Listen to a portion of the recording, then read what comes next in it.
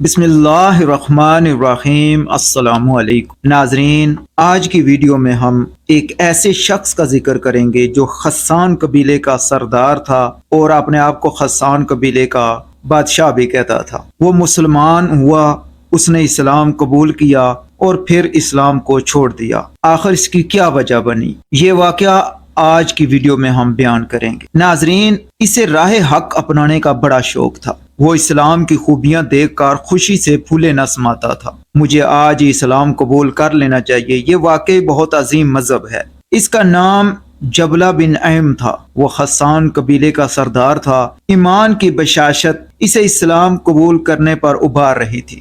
اس نے اسلام قبول کر لیا اور خلیفہ وقت عمر بن خطاب رضی اللہ عنہ کو خط لکھا، کیا آپ سے ملاقات ہو سکتی ہے؟ میں نے اسلام قبول کر لیا ہے۔ عمر رضی اللہ عنہ اور دوسرے مسلمان جبلہ بن ایم کے قبول حق کی خبر پا کر بے حد خوش ہوئے۔ ناظرین، امیر المؤمنین عمر رضی اللہ عنہ نے جواباً لکھا، تمہیں وہ تمام تر حقوق اور تحفظات حاصل ہیں جو اسلام نے ہمیں دیے ہیں۔ اس کے ساتھ ہی اب تم پر وہ تمام اوامر اور نواہی بھی لاگو ہوں گے جن کا اسلام نے ہمیں پابند کیا ہے۔ جبلہ اپنے 500 شاہ سواروں سمیت نکلا۔ جب وہ مدینے کے قریب پہنچا تو اس نے سونے کی تاروں سے مرصع شاہانہ لباس پہنا، سر پر شاہی تاج رکھا جس میں نہایت بیش قیمت ہیرے اور جواہرات جگمگا رہے تھے۔ اپنے لشکر کو بھی خوشنما لباس پہننے کا حکم دیا، پھر مدینہ منورہ میں داخل ہوا۔ مدینے کے سب لوگ، بچے، بوڑھے، حتیٰ کہ عورتیں بھی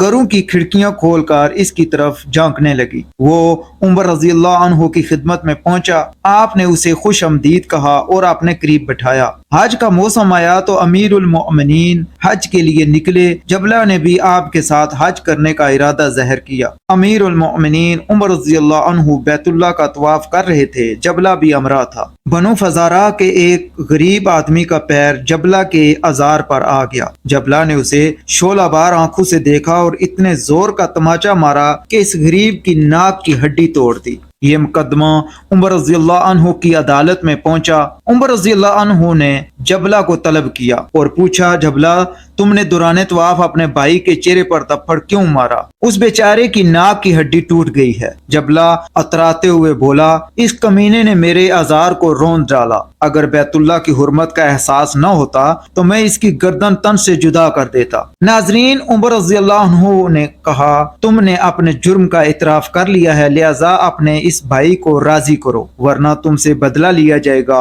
اور تمہارا یہ بھائی تمہارے چہرے پر اسی طرح دپڑ مارے گا جس طرح تم نے اسے دپڑ رسید کیا تھا۔ جبلہ، جناب عمر، میں خسان کا بادشاہ ہوں، بھلا یہ عام بازاری آدمی مجھ سے کیسے قصاص لے گا؟ ناظرین، حضرت عمر رضی اللہ عنہ نے فرمایا، یقیناً ایسا ہی ہوگا۔ اسلام نے تم دونوں کے درمیان مساوات قائم کی ہے۔ اگر تم میں سے کسی کو دوسرے پر برتری حاصل ہو سکتی ہے تو اس کا واحد معیار تقویٰ ہے۔ جبلہ، مجھے ایسے اسلام کی ضرورت نہیں، میں دوبارہ عیسائی ہو جاؤں گا۔ حضرت عمر رضی اللہ عنہ نے فرمایا، اسلام کا حکم ہے کہ جو اسلام کو چھوڑ کر مرتد ہو جائے اسے قتل کر دو۔ اگر تم نے عیسائیت قبول کر لی تو میں تمہیں موت کے گھاٹ اتار دوں گا۔ جبلہ، امیر المؤمنین، مجھے کل تک کے لیے مہلت دیجیے تاکہ میں اس بارے میں غور کر لوں۔ ناظرین، عمر رضی اللہ عنہ نے فرمایا، جاؤ، تمہیں کل تک کی مہلت ہے۔ ناظرین، جب رات کا سناٹا چھا گیا اور لوگ نیند کی آغوش میں خراٹے لینے لگے، جبلہ چپکے سے اٹھا اور اپنے لشکر سمیت مکہ سے نکل بھاگا۔